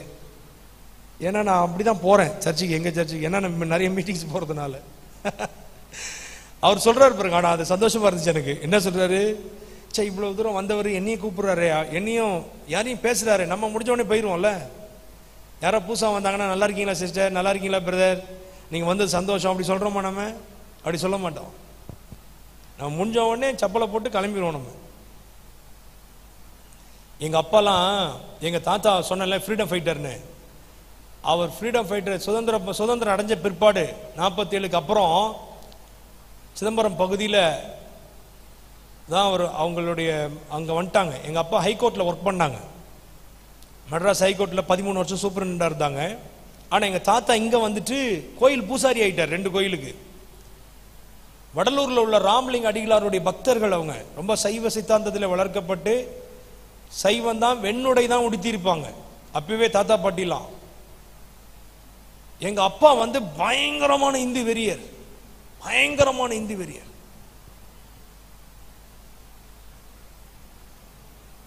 அவர் வந்து எங்க சிதம்பரத்தில் உள்ள அந்த இதுல முக்கியமான ஆள். நான் நிறைய வெளியில சொல்ல முடியாது, எங்க பார்த்தாலும் ஸ்பீக்கர் இருக்குன்னு தெரியும் எனக்கு. நல்லா கவனிங்க. ஆனா அவர்கிட்ட ஒரு ஆள் இம்மானுவேல்னு ஒரு ஐயா வந்து எங்க அப்பாவுக்கு சுவிசேஷம் சொல்ல ஆரம்பிச்சார். ஏன்னா மெட்ராஸ்ல கிண்டியில ஒரு கம்பெனியில் வேலை செய்யும் போது இம்மானுவேல்னு ஒரு ஐயா தான் எங்க அப்பாவுக்கு இயேசுவை பத்தி சொல்ல ஆரம்பிச்சார். எங்க அப்பா என்ன பண்ணார் தெரியுமா, இவர் நிறைய புராணங்களை படிச்சவர், பகவத்கீதையெல்லாம் படிச்சவர். அவரை எப்படியாவது இந்துவா மாத்தணும், எப்படியாவது இழுக்கணும்னு சொல்லி எங்க அப்பாவுக்கு அவருக்கு போட்டி வந்துருச்சு. எங்க அப்பா இவரை பத்தி பேசுவார், அவர் அவரை பத்தி பேசுவார். எத்தனை நாள் போட்டி தெரியுமா? 3.5 வருஷம் போட்டி. 3.5 வருஷமா எங்க அப்பாவுக்கு எத்தனையோ சுவிசேஷம் சொல்லியும் அவரை மாத்தவே முடியல. எங்க அப்பாவும் போராடி பார்க்கிறார் அவர் எப்படியாவது இழுக்கணும்னு. அவரும் மாறல, இவரும் மாறல. அவர் ஒரு நாள் சொன்னாரு, இந்த இம்மானுவேல் ஐயா எங்க அப்பாவை பார்த்து, எங்க அப்பா சாமியார் மாதிரியே இருப்பாரு. ஒரு முறை எங்க சர்ச்சைக்கு வாப்பா அப்படின்னு கூப்பிட்டுருக்காரு. வரன்னு வர, ஆனா போக மாட்டார். தோ வந்துடுறேன் அப்படின்னு என்ன செய்ய மாட்டாரு, போக மாட்டாரு. அவர் ஏன்பா வரல கோவப்பட மாட்டாரு. ஏன்பா வரல, நீ வருவேன்னு எதிர்பார்த்தல்லப்பா. இல்ல நான் பேச்சலா தங்கியிருக்கேன், நான் தான் இன்னைக்கு தான் துணி துவச்சு போடணும், இன்னைக்கு தான் நான் பாத்திரம் விளக்கணும், வீட்டெல்லாம் துடைக்கணும். இவர் சொல்லுவாரு, நீ கவலைப்படாத, நான் உனக்கு செஞ்சு தரேன். இவர் ஆனா எங்க அப்பாவோட வயசுல மூத்தவர், பல வருஷம். எங்க அப்பா கம்பெனில ரேங்க்லயும் பெரியவர், பெரிய வேலையில இருக்கிறாரு. ஆனா எங்க அப்பாவை சர்ச்சை கூட்டிட்டு போகணும்னு சொல்லி ஒவ்வொரு ஞாயிற்றுக்கிழமை காலையிலே வந்து எங்க அப்பா இன்னைக்கு துணி துவைக்கணும்னு, நீ கவலைப்படாத நான் துவைக்கிறேன் அப்படின்னு சொல்லி எங்க அப்பா துணியெல்லாம் எடுத்து போட்டு இவர் துவைச்சு போடுவாரு. அப்புறம் அடுத்த ஆனா தோச்சி காய போடுற நேரத்தில் எங்க அப்பா எங்க எஸ்கேப் போயிடுவார், சர்ச்சைக்கு போக மாட்டாரு. அடுத்த நாள் வந்து சண்டை போட மாட்டாரு, உனக்கு அறிவு இருக்கா அப்படின்னு கேட்க மாட்டாரு. என்னப்பா ஆளை காணுமே, நீ வருவன்ல பார்த்தேன், அதுக்குள்ள நீ காணா போயிட்டியா, நான் அங்க போயிட்டு எங்க போயிட்டேன் அப்படின்னு சொல்லுவார். அப்புறம் அடுத்த வாரம் வருவார், நான் இன்னைக்கு தான் பாத்திரம் விளக்கணும், நீ கொல்லப்பட நான் விளக்குறேன், எல்லா பாத்திரத்தையும் எடுத்து போட்டு விளக்கி காய வைப்பார் பாருங்க. எங்க அப்பா எங்கே போயிடுவார், இன்னைக்கு தான் வீட்டை தொடக்கணும். அவரை வச்சுக்கிட்டு எங்க அப்பா வேலை வாங்கினாரே ஒழிய சர்ச்சைக்கு போல, கோயிலுக்கு போல. ஏன் தெரியுமா? எங்க அப்பாவுடைய எண்ணம் என்னன்னா, இந்த ஆளை கேவலப்படுத்தணும்னா அசிங்கப்படுத்தணும்னா அவர் இனிமேல் நம்மளை கூட மாட்டாரு, இனிமேல் நம்மள்ட்ட வச்சுக்க மாட்டாருன்னு சொல்லிட்டு தான் அப்படி பண்ணது. ஆனா அவர் கொஞ்சம் கூட முகம் சலிக்காம, கொஞ்சம் கூட யோசிக்காம எங்க அப்பாவுடைய சாப்பிட்ட தட்டெல்லாம் விலக்கி வைப்பாரு, வீட்டெல்லாம் துடைப்பாரு, துணி துவைச்சு போடுவாரு, ஒவ்வொரு வாரமா கூப்பிடுவார். எங்க அப்பாவே ஒரு நாள் பார்த்துட்டு, என்னடா இவளை இவ்வளவு கேவலப்படுத்துறோம், இவரை இவ்வளவு அசிங்கப்படுத்துறோம், ஆனாலும் முகம் கொணாம இப்படி இருக்கிறாரே, சரி இவருக்காக ஒரு முறை போவோம் அப்படின்ட்டு தாம்பரத்துல ஜாய்ஸ்னு ஒரு அம்மா, அவங்க இப்ப இறந்துட்டாங்க, அவங்க மூலமா தான் பாஸ்டர் பல்லாவரம் ஸ்டீஃபன் பாஸ்டரு, சாது ஸ்டீஃபன், சாது பென்னி, இவங்கெல்லாம் அவங்க மூலமா ரசிக்கப்பட்டவங்க. அதெல்லாம் ஒரு தனி ஸ்டோரிஸ் நிறைய இருக்கு. அவங்க அங்க சர்ச்சை நடத்திக்கிட்டு இருந்தாங்க. அந்த சர்ச்சைக்கு தான் இவரை கூட்டிட்டு போனாங்க. அந்த இம்மானுவேல் ஐயா அவங்க சர்ச்சைக்கு தான் போறாள். எங்க அப்பா என்ன சொன்னாரு தெரியுமா? அவரு போட்டுட்டு அந்த இதெல்லாம் உத்தராட்சங்கொட்டையோட தான் இருப்பாரு, எப்போதுமே பயங்கர பயங்கர இதா இருப்பார். யாருக்கிட்டையும் நீ இன்ட்ரடியூஸ் பண்ணக்கூடாது, யாருக்கிட்டையும் என்னை பத்தி பேசக்கூடாது, கடைசியில் உட்காந்துருப்பேன், முடியறதுக்குள்ள ஏஞ்சி வந்துருவேன், சரியா? இதெல்லாம் இந்த கண்டிஷனுக்கெல்லாம் ஓகேன்னா நான் வரேன்னாரு. நீ வாப்பா, நீ வந்தா போதும்பா. எங்க அப்பா வந்து பின்னால உட்காந்துருக்காரு கடைசியா. அந்த அம்மா பாட்டுலாம் பாடி முடிச்சாங்க, எல்லாரும் ஆராதிச்சாங்க, அவங்க எழுந்து நின்று பிரசங்கம் பண்ண ஆரம்பிச்சாங்க.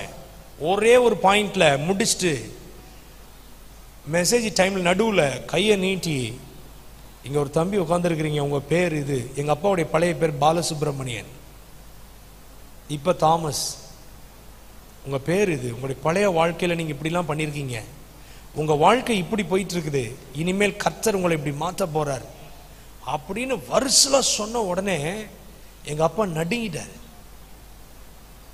எங்க அப்பாவுக்கு ஒன்றும் புரியல. என்ன புரியல தெரியுமா? இந்த அம்மாவுக்கு எப்படி என்னை பத்தி தெரியும்? இந்த அம்மா யாரு? இவங்க எனக்கு இவங்க சொன்ன விஷயம் எனக்கு கூட இருக்கிற இம்மானுவேலுக்கு அவருக்கே தெரியாதே, யாருக்குமே தெரியாது. இந்த அம்மாவுக்கு எப்படி தெரியும்? கூட்டம் முடியறதுக்குள்ள எஞ்சி வீட்டுக்கு போயிட்டாரு. வீட்டுக்கு போயிட்டு மதியானம் சாப்பிடல, சாயந்தரம் மொட்டை மாடியில போய் கத்துறாராம், யார் கடவுள்? கடவுள்னா என்னோட பேசணும், கடவுளை நான் பார்க்கணும். ஏன்னா அவர் பயங்கர பக்திக்குரிய ஒரு வெறி. அதுல யார் கடவுள்? கடவுள் என்னோட பேசணும், கடவுளை நான் பார்க்கணும். ராத்திரி சாப்பிடல, 10 மணி ஆயிடுச்சு, 11 மணி ஆச்சு, வானத்தை பார்த்து கத்துறாரு கத்துறாரு கத்துறாரு, யார் கடவுள்? கடவுளை நான் பார்க்கணும், கடவுள் என்னோட பேசணும். 11 மணி 12 மணி, ஒரு சத்தமும் இல்ல. ஆனா சாப்பிடல, மதியானம் சாப்பிடல, ராத்திரி சாப்பிடல. எப்படி அந்த அம்மாவுக்கு தெரியும் யார் கடவுள்? கடவுளை நான் பார்க்கணும், கடவுள் என்னோட பேசணும். மேல மொட்டை மாடில இருந்து வீட்டுக்குள்ள இறங்கி வந்தாரு, ரூம்குள்ள தனியா பேட்ச்ல தங்கியிருக்காரு, ஜன்னல் கதவெல்லாம் சாத்தினாரு, பைத்தியம் பிடிச்ச மாதிரி கத்த ஆரம்பிச்சிட்டாரு. கட்டில உட்கார்ந்து இருக்காரு, அப்படியே சாஞ்சிக்கிட்டாரு, கத்துறாரு, யார் கடவுள்? திடீரென்று அவர் இருந்த அறைக்குள்ளே ஒரு வெளிச்சம் வந்தது.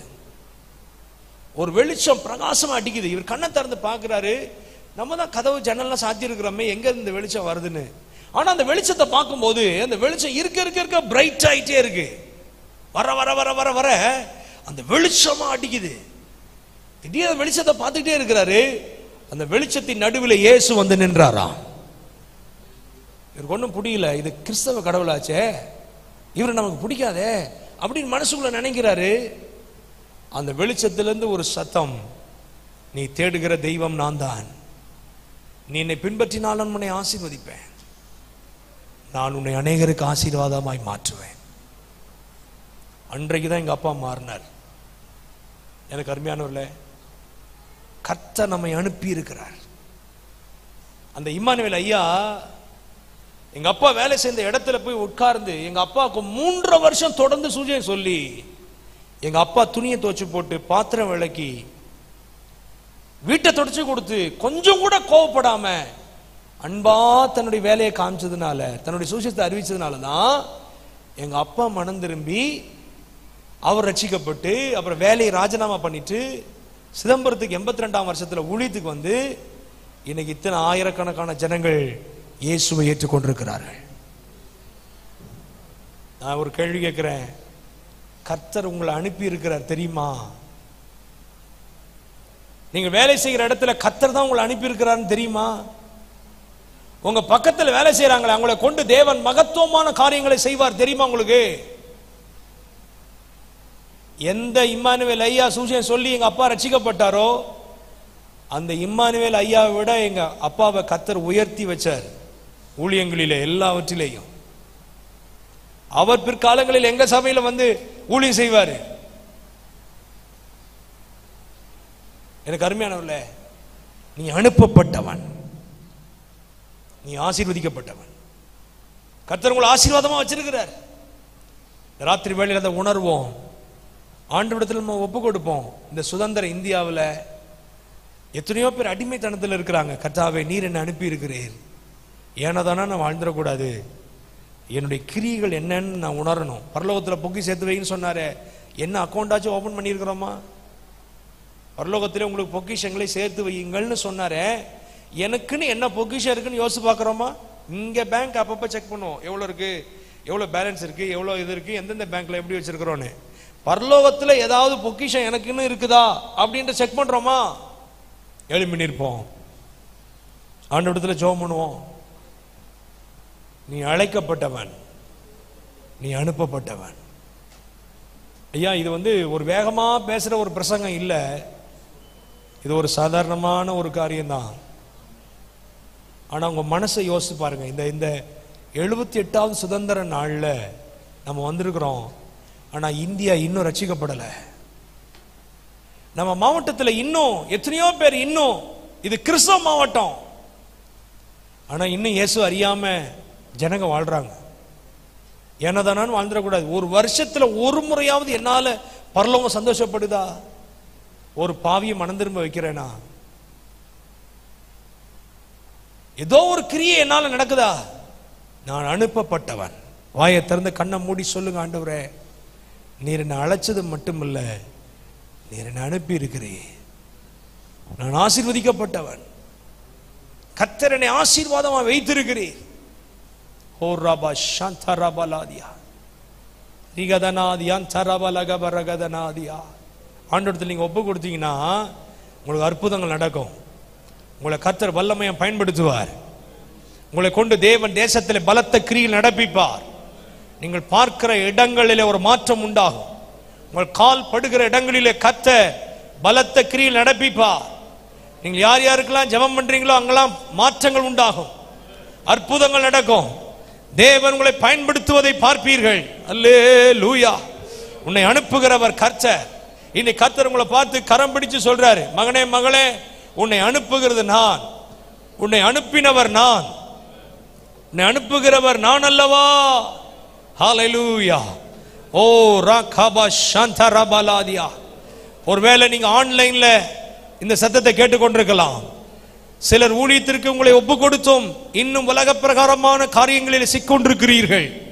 நான் ஊழியத்திற்கு போனால் எனக்கு என்ன நடக்கும், நான் ஊழியத்திற்கு போனால் என்னுடைய எதிர்காலம் என்ன? ஆண்டவர் சொல்றார், உன்னை அனுப்புகிறவர் அவர் அல்லவா? அவர் பார்த்து கொள்ள மாட்டாரா? அவர் உனக்காக நிற்க மாட்டாரா? அவர் உன்னுடைய பட்சத்தில் இருந்து உனக்கு உதவி செய்ய மாட்டாரா? உன்னுடைய எதிர்காலங்கள் நீ யோசித்ததை விட மேலானவைகளாய் மாற்ற மாட்டாரா? உன்னை அநேகருக்கு பிரயோஜனமாய் மாற்ற மாட்டாரா? ஓ ஹல்லேலூயா. இன்றைக்கு கர்த்தர் உன்னை அனுப்பும்படி அவர் இறங்கி வந்திருக்கிறார். நீ இருக்கிற இடங்களிலே கர்த்தர் உன்னை அனுப்பி இருக்கிறார் மகளே. நீ இருக்கிற இடங்களிலே கர்த்தர் உன்னை அனுப்பி இருக்கிறார் மகனே. அநேகரை நீதிக்குட்படுத்துகிற ஜனங்களாய், அநேகரை கிறிஸ்துவண்டை நடத்துகிற ஜனங்களாய், தேவ அன்பை காண்பிக்கிறவர்களாக கர்த்தர் உங்களை தெரிந்து கொண்டிருக்கிறார்.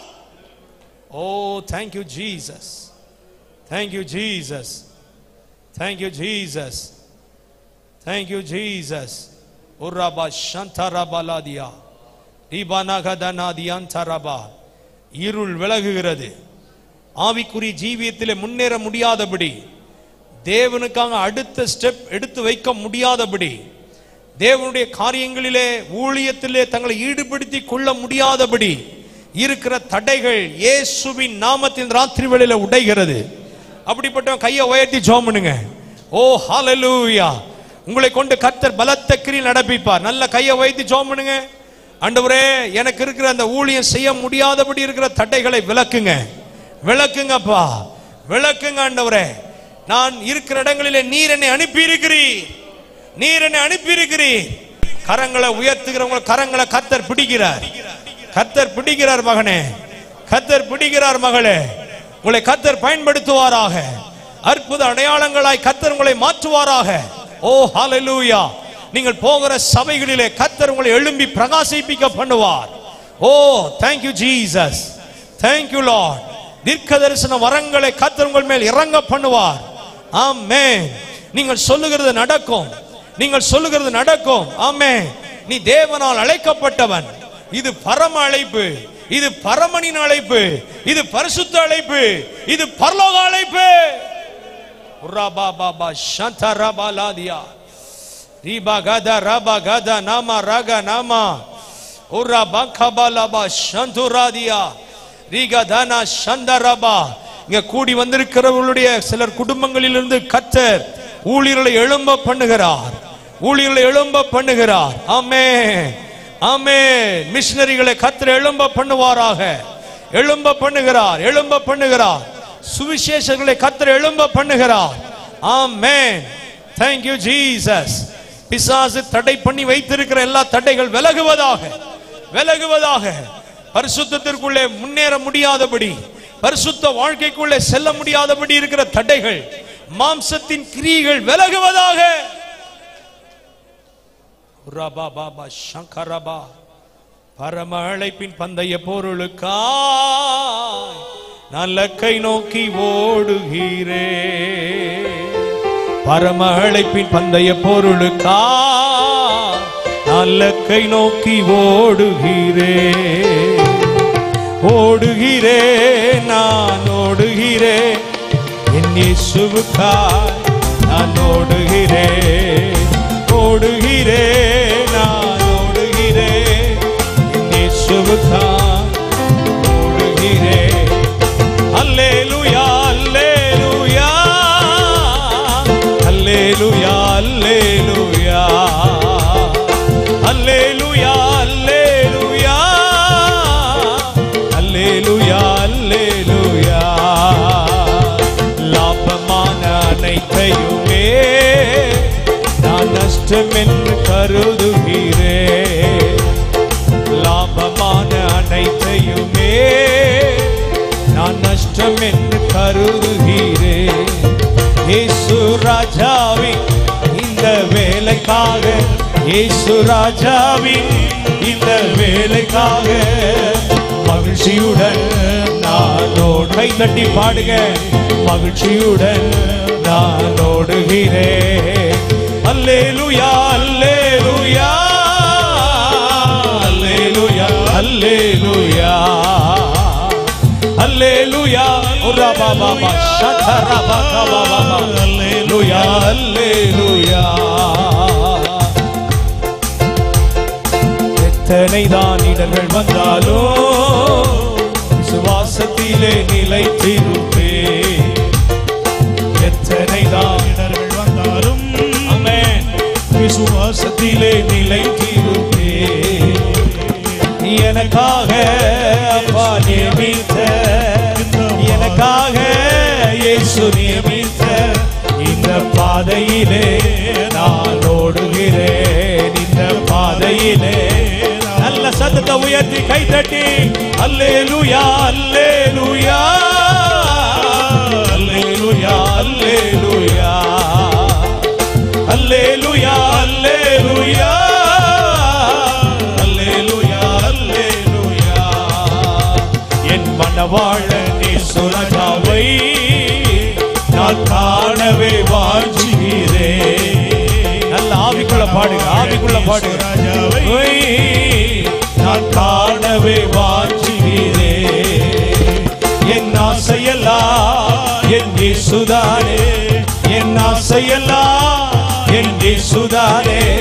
அவர் பொன்முகம்தான் நான் பார்க்கணுமே, அவர் பொன்முகம் தான் நான் பார்க்கணுமே. அல்லேலூயா அல்லேலூயா அல்லேலூயா அல்லேலூயா அல்லேலூயா அல்லேலூயா அல்லேலூயா ஆமென். அல்லேலூயா அல்லேலூயா அல்லேலூயா அல்லேலூயா அல்லேலூயா அல்லேலூயா அல்லேலூயா அல்லேலூயா.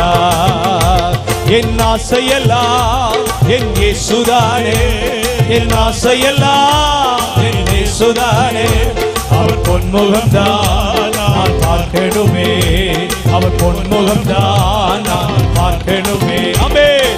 அல்லேலூயா அல்லேலூயா அல்லேலூயா அல்லேலூயா ஆமென். அல்லேலூயா அல்லேலூயா அல்லேலூயா அல்லேலூயா அல்லேலூயா அல்லேலூயா ரபா பபா அல்லேலூயா அல்லேலூயா ரபா பபா பபா அல்லேலூயா அல்லேலூயா ரபா கதரகரா பலமா. தேவ மகிமை, ஓ தேவ மகிமை ஒவ்வொருவரையும் மூடுவதாக, எழும்புவார்களாக, அனுப்பப்படுவார்களாக. ஓ ராகபா ஷகரபா கபாபா பாபா. அற்புதங்கள் நடப்பது, அற்புதங்கள் நடக்கட்டும் இயேசுவின் நாமத்தில். பலவீனங்கள் விலகுவதாக, போராடுகிற எண்ணங்கள் விலகுவதாக, சிந்தனையில் இருக்கிற கட்டுகள் விலகுவதாக, இயேசுவின் வல்லமையுள்ள நாமத்தினாலே.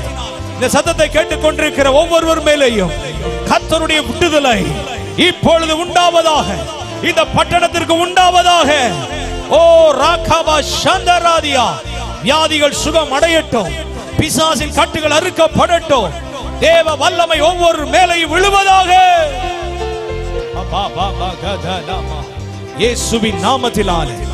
எல்லா பலவீனங்கள் விலகட்டும்.